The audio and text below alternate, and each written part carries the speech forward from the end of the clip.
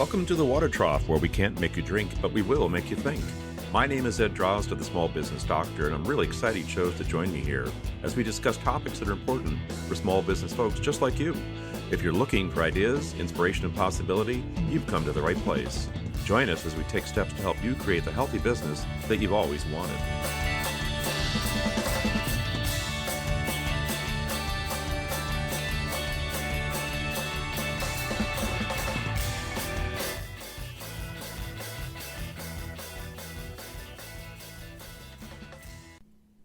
Hi folks, this is Ed Drozd, the Small Business Doctor, and I want to welcome you back to the Water Trough.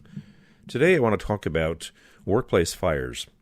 I'm not referring to physical fires where the building is burning down or physical damage has been done.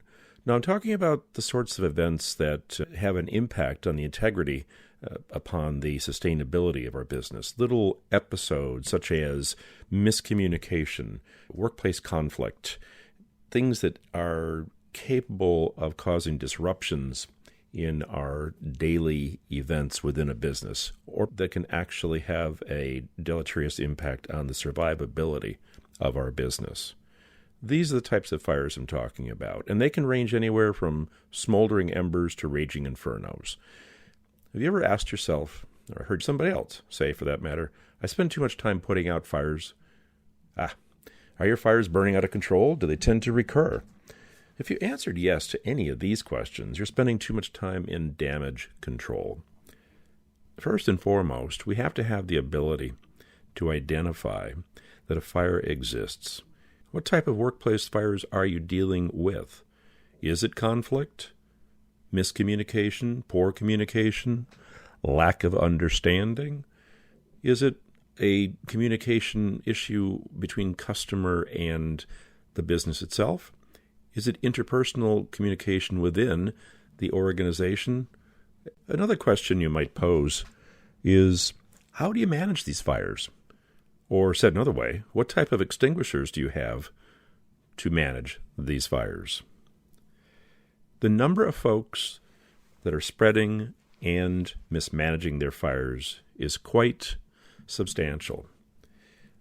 If you are one of them, consider this. The cost is exorbitant, not to mention a waste of time. You don't have to be dealing with these things, at least at an accelerated level. You can be more preemptive and prevent damage from getting out of control. Here's a couple steps to consider. The first of these, identify the real fires and extinguish them at the source. You have to know what you're dealing with in order to provide effective management. Let's take, for example, a communication issue between yourself and your staff. Now, the symptoms are pretty obvious.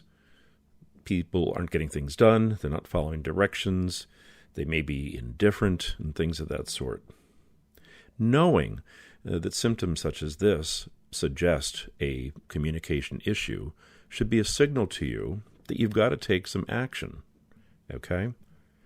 It is a real fire, perhaps just a smoldering ember, but it will turn into a raging inferno when that level of miscommunication or discommunication gets to be so great that people actually stop working effectively.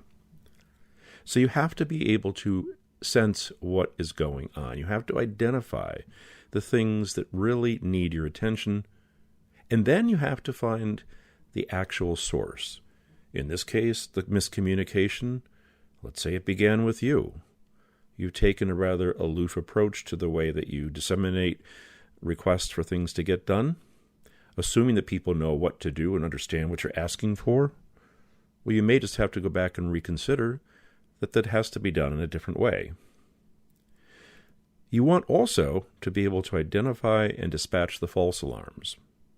You have better things to do than to waste your time on things that aren't really problems at all. Going back again to the communication issue, let's say you find two people who were bickering over some rather nonsensical thing. Now, there may be an underlying reason that's giving rise to a nonsensical topic becoming important. But then again, it may just be one of those situations where people are in fact, being nonsensical. Identify and dispatch those false alarms. Don't waste your time on them, okay? Because you're going to have enough real fire alarms that you're going to have to deal with. And while you're busily trying to manage a false alarm, a real fire may develop and grow. And finally, most important of all, prevent fires from starting whenever possible. Now you're probably saying, well, I can't possibly know everything that is out there, everything that might happen. I can't possibly be able to assess everything in advance. And that's not quite what I'm talking about. What I'm saying is build a culture of awareness in your organization. Make it a commitment and a challenge for yourself and for your employees to carefully observe the goings-on in the workspace. Take steps to identify those things that have the potential to turn into major business issues. I'm not talking rocket science here. I'm not talking something that is complicated, nor am I talking about something that is very time-consuming. In fact, it is just simply that, a matter of awareness. If something doesn't seem quite right, take steps immediately to address it. That's it. Take steps to address it. Bring it to the attention of someone who's more appropriate, if need be. But by all means, don't ignore those little signals, those little sparks that could lead to a tremendous workplace fire. So, this is Ed Drozda. I am wishing you a very healthy business and hoping that your fire extinguishers are functional, but that you don't need too much of them. I'll see you next time at the Water Trough.